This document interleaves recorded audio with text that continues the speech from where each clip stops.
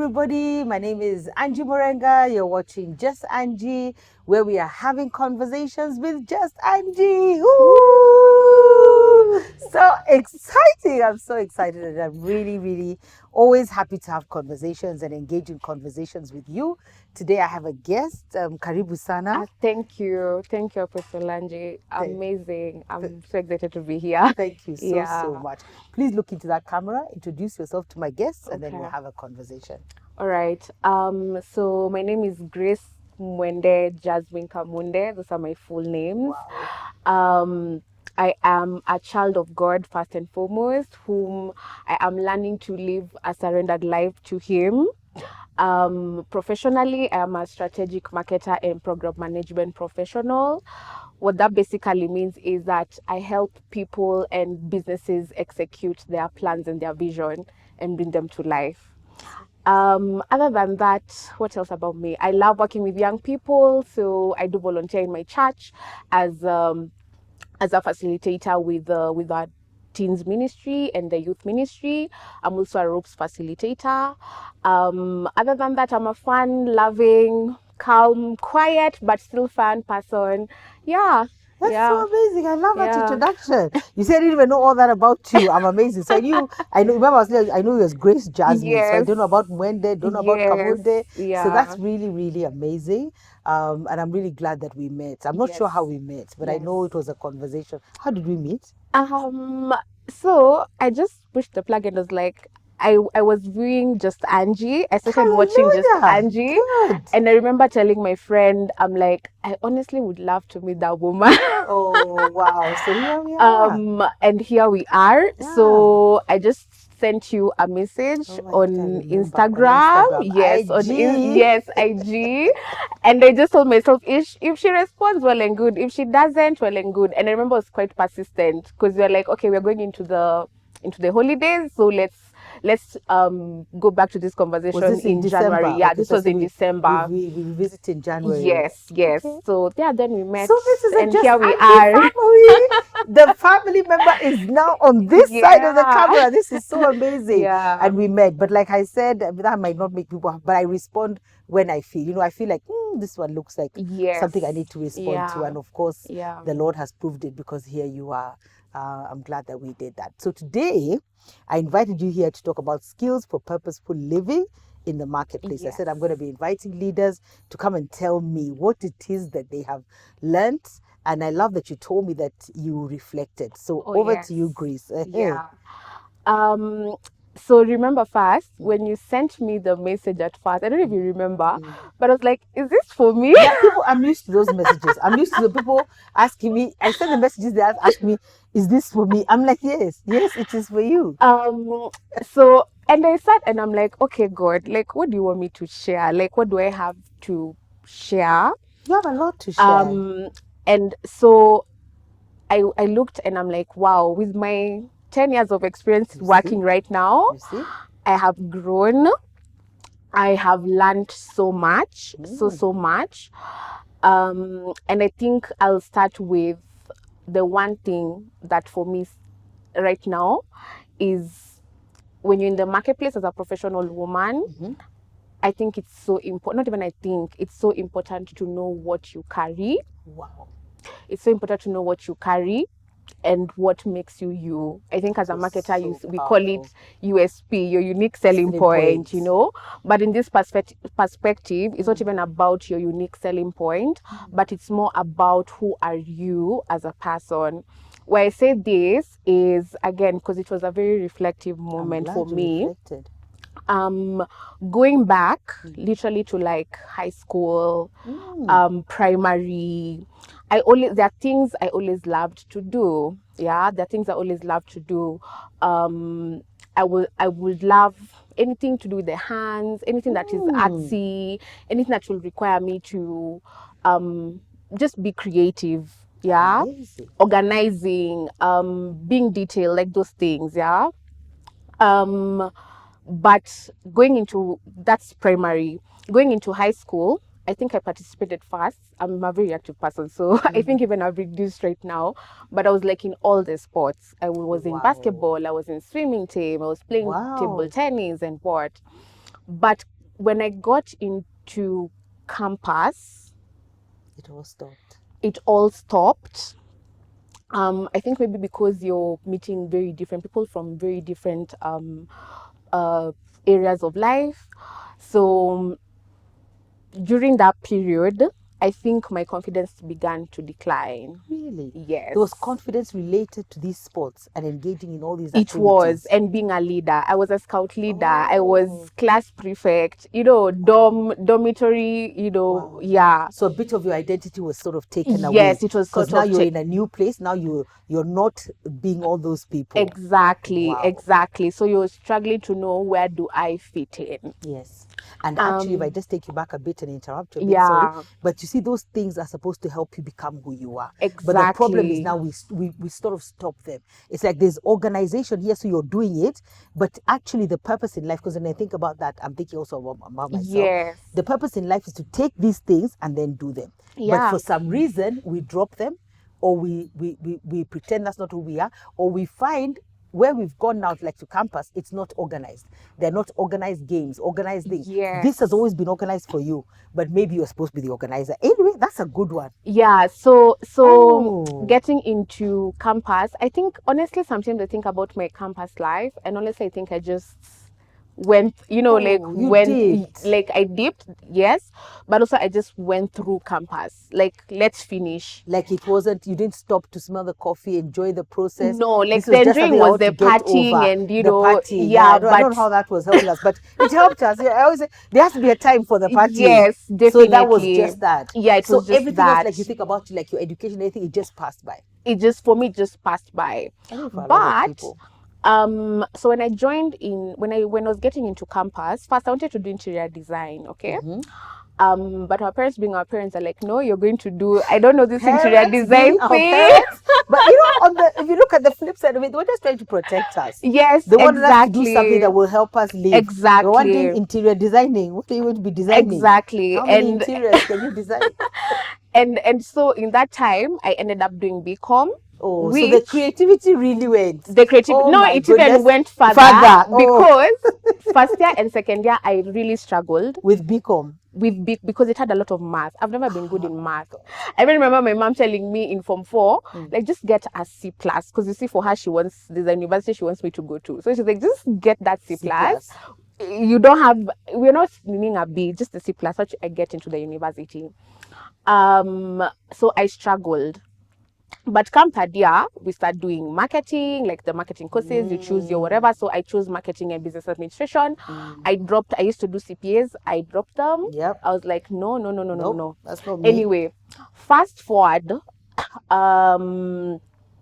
getting into, you see, at the end, when all this is happening, remember there's this identity thing that like has been sort of dropped down. So I join work, good thing, like I do an interview, I join the organization. That was my first job. But the confidence is still not there. So you're here, but you still don't know what you don't know what you have to, who you are, what you carry, and what you have to offer. Yet it's a lot. So even if you're being told, because I had my first boss was an amazing woman, and she will tell me, like, Grace, you have a lot of potential. Like, you just need to navigate now, like, you make use of the potential. Engage the potential. You are helping them. You're helping someone else. But engage the potential and believe that you have the potential. Yes, believe it. Know what you carry. Yes. Believe it. Know that you have it. Know what you carry and believe it. I think also the believing part is very important. So that did not happen. And we were saying it was a reflective session for me. It took time. So even I changed jobs. So even where I got to where I am right now, it was hard because now that organization was small. Now here I've come, it's bigger. So you've entered the swimming pool now. Yes, you're expected to do more, but you sort of don't know how to navigate. So you start learning. The good thing, I think God has really blessed me with having like good managers work with me. And that now helped me now to build my confidence, especially now in this place. And it took time. I can tell you, Pastor Angie, it took time. It took Which is a good thing. It took time to get to that level of confidence where you believe in yourself and what you have. Which brings me to my point number 2. But let me first finish the point number one. Why I'm saying it's a good thing for time. Yeah. Time is fantastic because now when you take time, go through the process, get the learning, nobody can take it away from you. That is so true. No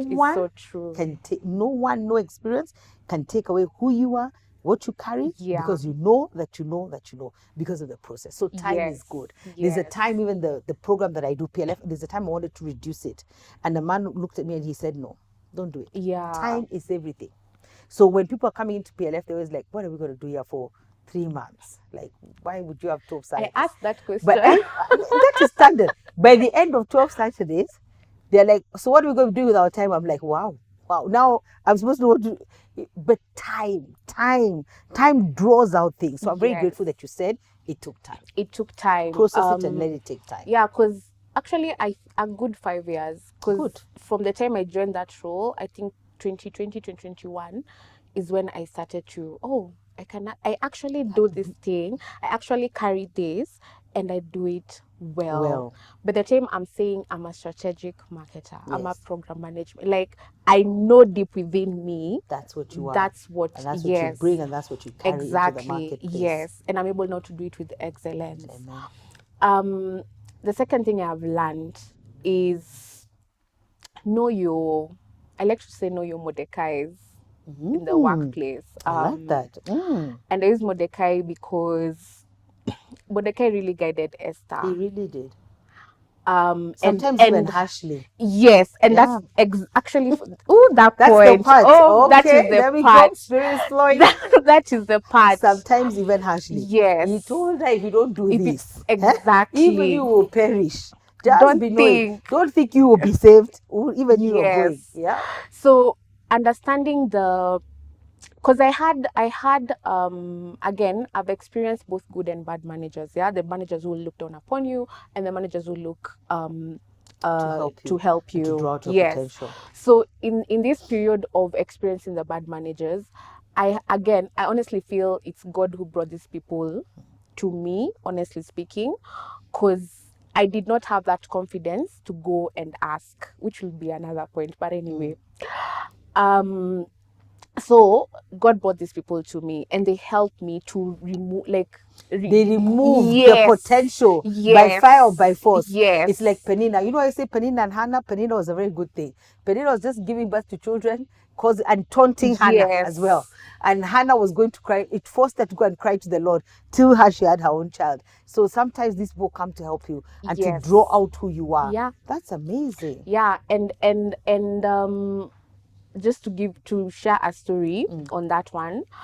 I think it was like 2 or 3 years after I had joined the role, and we have now a new colleague coming in, and it just happened she happened to come and sit next to me, so she was my deskey, and we just start conversing. She tells me her story, and her vulnerability just allowed me to be vulnerable too. And that's when she started. She's like, you do this. Like, why don't you believe in yourself? When, asking you, poking you and poking you and poking you. Hadi, I'm like, just chill. She leave me alone. Yes, leave me alone. No, that was like after, now after we've known each other. She understands what I do. I'm now supporting her with her projects and stuff. So she really helped to just draw all that out and to make me believe in myself. So know your Mordecais. I honestly have seen men who've helped me. A few years later, I think it was maybe the same year or maybe a year later, new people come into the organization. I know they're involving you in terms of coming to you for ideas. Like, Grace, I want to do this with my customers. How can I do it? How do we go about it? How do we, that helps too, rather than it's just like, you do your thing, like these are the plans, yes, let's execute. But no, people are coming to you with, they want to collaborate, yes, they want to involve you, they want to partner, they want to hear your thoughts. But like you said something, so that's growth, yeah. So there was like a growth season. Yes. So you grew. Yes. You have to grow in terms of living skillfully in the marketplace. You have to grow. So we have time, then you have to grow. Yes. Then you need to know your Mordecais. You need to know those people who, you see, you might be going, right now people might be going through some painful seasons, like in the marketplace. But those painful seasons are okay. They're good. Grow from that season. Yeah. Stretch from that season. Yeah. Bring out this potential. And sometimes when you speak, I'm thinking that Mordecai can see the potential in you. You can't even see it. You're trying to not. So it was helping you bring out your creativity, yes, bring out your identity, yeah, bring out who you are. Yeah. So that's very, very, yeah, important as well. Okay. And which now goes to my third point of something that I have reflected on and learned is, don't be afraid to ask. You know, you're just going to shock me because I just did because I'll be doing one, yeah, also myself. So I did one, and one of the things I said is ask for what you want. It's actually there. Yes. On the 4th of July, ask. Yeah. Don't be afraid to ask. If you don't know, ask. You know, and when that reflection came, the Bible says, those who do not ask do not have. Do not have. It even says you don't have because you don't ask. Yes. And you can be annoyed with God, but that's your problem. Yes. He has said it. Yes. If you want it, ask for it. Exactly. Don't ask in code, ask very directly. Very directly. I always say even help is a prayer. Yes. Just help. Yes. Help. That's it. He's heard.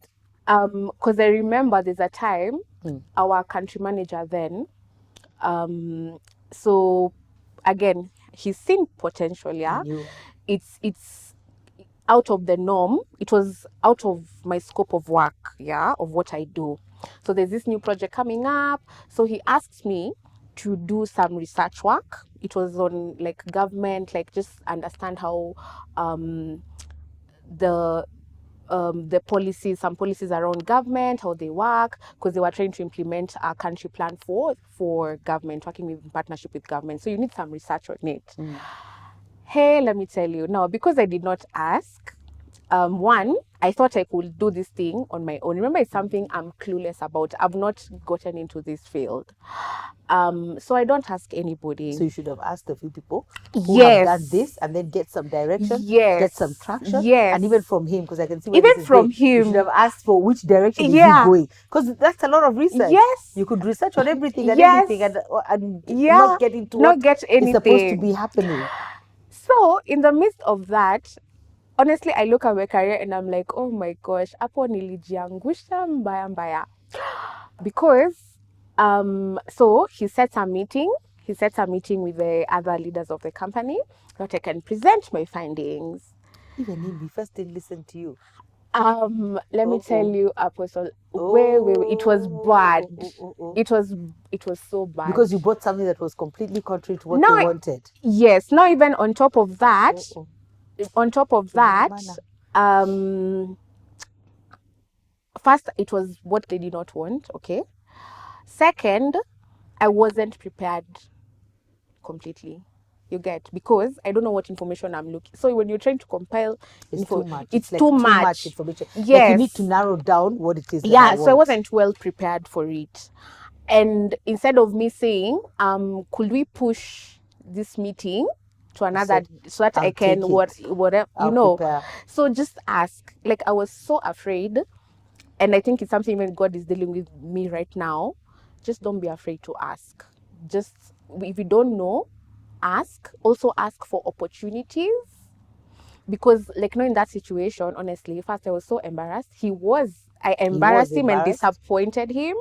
And I remember the conversation after when I went to apologize. It wasn't a good conversation. But even him, he'll see his mistake. He shouldn't have let you. He's given you something outside your scope. Yeah. He should have heard you first. Yeah. And then maybe that's what I'm thinking. That's why they have terms of reference, because they should have been a very clearly defined document or ask. Yes. Even the ask was not clear. The ask was not clear in that perspective. Yeah. So, and for me, I looked at that and I was like, oh my gosh, that was such a missed opportunity. But it's okay. But it's fine. You can bounce back because you are growing, exactly. And you've learned. Me, like now, I've learned to handle things even just from that missed opportunity. So, don't be afraid to ask. If you don't know, ask for help. Just ask for help. Don't pretend you know everything and anything. Ask for help. And don't pretend I got this. No, you don't have it. Go and find out what is happening. What ways are we looking? What's the parameter? Can you define this further? Exactly what do you want? Ask. Open your mouth and ask. Ask for deadlines to be pushed. I'm not ready. Move it here. Can I present it to you first before we go and present it to the whole world? How do I know that? Because both of you, how do I know what I found is accurate? Can I first present to you? Yes. We tattoo, we fix. Then now we can now present to the others. So, and also ask for opportunities. Okay. Because did that make you afraid to ask for opportunities? On one side, yes. It made me afraid to ask for opportunities from those, because I'm like, hey, here this needs to be mended, because now you're there, you appear like you don't know what you're doing and what. So it took me like a step back in the sense of, okay, I need to go and fix myself up, powder myself up, and then I'll come back. But to tell the truth, you were not ready because I wasn't. It wasn't honestly, I wasn't. You were not ready. It was you said it was an opportunity outside your scope, and it wasn't clearly ready defined. For it. Yeah, so you went to, I think, ask for opportunities that are clearly defined. Yes. Know what it is. Yes. And then if I was going to do that again, I'd keep going back to the person. So I wouldn't. I'd probably divide the project into 4 stages. After stage 1, go say, okay, this is where I am. Am I in the right direction? Come back. Do. Go back. Now this is stage 2. Are we in the right direction? So keep checking back. Yes. So that you don't finish the whole project, then it's a whole mess. Yeah. Then also it also taught me to now ask for opportunities. Okay. Why I say this is because the fact that he came to me to support, he had seen something. Yeah. So also that made me grow my mind in the sense of don't limit yourself to just what you know. Explore. Explore and find other things that you can do or might be good at that it's not necessarily your scope of or your job description, because you never know. And that's now how I ended up doing now the program management, because now I learned I can actually ask for opportunities. I have my Mordecai telling me, you're good at this, you're good at this, you should try this, you should try this, you should perhaps talk to so and so. So I sort of did that. And then now I now went out to look for opportunities. Not necessarily so that you can get salary increase, no, but because for me, I knew in that season, it's my season of learning. So you also have to understand your season in the marketplace. You genuinely have to understand your season in the marketplace, because I remember there's a time where my teammates, all of them now were moving, getting their new jobs, getting to new teams, or even leaving the organization completely, but you're still there. And I remember even I got depressed because like, I got, and me, what about me? Season. That's it. That's it. It's not your season. And I got to understand, just understand your season, understand, because that time I got to understand that it's my season for, which of course it came later after my depressive whatever, and going to LinkedIn and talking to everyone. Oh, if you're looking for some, because now you're trying to get into the bandwagon. Running ahead of God. You're trying to get into the bandwagon of things. Because everybody else is moving. Yes, because everybody else is moving. So that's the thing I've learned. Just learn the season you're in. And for me, that was a learning season. It was a learning season. So you had to learn. I had to learn. In this place. Yes. In this position. Yes, this is where I need to learn. Extend opportunities, work with other people, see what's out there. And also, like, I'm thinking, as you come to your parting shot, I loved what you shared. But you see, sometimes we go out there. Yes, I think there's a time and a season to go out there into LinkedIn. But most of the people I've had, LinkedIn comes looking for you. Like the opportunities come looking. Yes. When the season and you've done what you need to do, the opportunities will come looking for you. Yeah. And I think especially as a Christian, if you've prayed, you've asked God, you're not frustrated, because also I feel like, I don't know how that was for you. Sometimes you don't enjoy the moment. You don't. So you're supposed to be in a learning season. this is your season to learn, but your head is everywhere. Yeah. And you want to go and do what everybody else is doing. That's not how this thing works. So you don't even enjoy that moment. Don't enjoy that learning. We don't enjoy that process. No. You know, sometimes I think God is looking at us one day. Are you guys okay? Like you're upset. First, you have a job. That should be hallelujah. 2, this is a learning season. Can you please learn and prepare for where you're going next? You know, he's saying things. He's saying, just do what I'm asking you to do. Stop looking at everybody else. Stop comparing with everybody else. Do what you're doing. And then there are people I tell, if you're trying to look for a job everywhere and it's not happening, it's because there's something you haven't done, or the season is not complete. Relax the body, the spirit, sit. And focus on what it is that God is asking you to do. So true. Because that season I was so frustrated. Oh but my God. There was no need. Other seasons were coming. Look at the joyful, amazing, glowing things. Like right just now. Just cause drama for everyone. What is it? Now at least you've learned. You've helped somebody out there. Look at you. Just enjoy. Just enjoy the season. And I think this will be my parting shot. Know your journey. Understand your journey. Respect your journey. Wow. Honor your journey. Honor your journey. Know your journey. Yes. Understand your journey. Respect your journey. Yes. And honor that journey. And don't compare yourself with anybody, because you know what you carry. So don't compare yourself with anybody. Don't compare your journey with anybody. Just know your journey, understand it, honor it, and respect it. Amen. And I just want to ask you something, because it won't come off my mind. That creativity bit that you missed from secondary school to high school, then did you recapture it now back in the marketplace? I did recapture it, both in the marketplace, and I do my DIY projects. I do my interior design. I do like interior design for people. When they call me, they're like, "Oh, I'm looking to decorate my house," and whatever, I do it. And also now in the marketplace right now, because the fact that for us, we're business to business, sometimes it can be very limiting in terms of how you bring your creativity, but even just being able to think strategically, because that's creativity as well. You know, like how you're gonna reach to your customers, what avenues are you gonna use from the program management side, where it's a lot of project management of different projects. Again, how do you bring people? How do you make use of resources? So, Amazing. Thank you for sharing your story with us, Grace Jasmine. I'm really, and thank you for having me. I'm so encouraged. I'm so blessed. I'm so happy. I'm happy to be. It's so wonderful. It's just so amazing. That was so interesting. Skills for purposeful living for women in the marketplace. And like I said, please send me the men as well. I need names. I need to get the men here on board, and they can tell us as well how they're living out in the marketplace. But I'm so grateful that you came. Thank you. So grateful that you shared your story, and I'm so grateful that we met. Oh yeah. I'm so grateful that you reached out. This is excited. Just Angie family on the other side of the camera. Hallelujah. I am so excited. I'm really excited, Grace. And I'm excited for the journey ahead. I am too. Thank you for sharing your story with us. Thank you. And I hope it will bless. It will bless a lot of people. It will get them unstuck. It will help them enjoy their season and respect the journey. God bless you guys. Bye. Bye.